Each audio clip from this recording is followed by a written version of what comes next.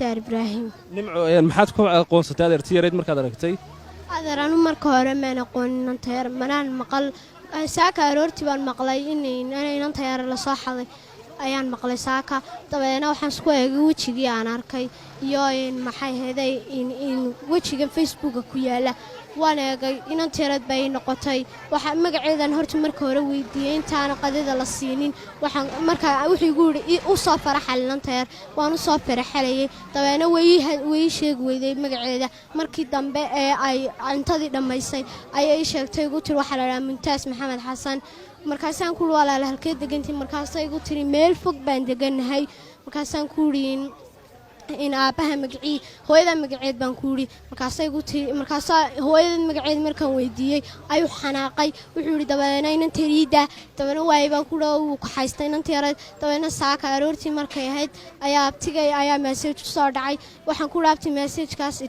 wuu tusay wuxuu yiri in waa inayro la waayay maxad ka doonsan markaasaan ku yiri inanta yareedan xalay arkay ayay u eeg tahay wuxuu ugu yiri malaha waa iyadii hooyadii baan u sheegay hooyadiina waxay igu tiri waa iyadii markaas magacii ay sheegtay Muntaas Maxamed Xasan iyo magacii Facebook ku qornaa ayaa is yeeshay dabeena sidaas ayaan abtigeed oo halkan degan ayaa maqlay dabeena inanta yareedan anagu ognahay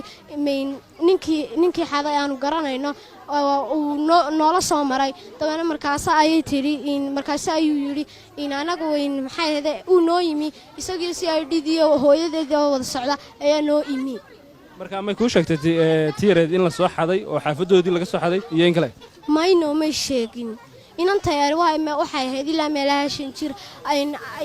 waa hadalka caadiga ah oo ka hadlaysay waxaan hooyadii baa weydiisay waxa ku tiri waa inanta yar ma halkeed ka keentay markaasuu yiri inanta yar waa Oromo hooyadeed ayaan iska soo raacnay gawaadhida jigjiga waayahay waskaga aamustay habeenkii ayaa dabeena habeennimadii ayaa halkan inanta yar la keenay halkan laga cashaysiiyay halkan markii laga cashaysiiyay ayaan waan yaabay dabeena markaas ayaan weydiiyay markaas aan ku yiri hooyo inanta yar waa halkan laga cashaysiinay markaas ay tiri in mala inanta yar soo xaday dabeena saaka aroortii ayaan dareenkaasina uu nagalay hooyo magacaaga ku bilow aniga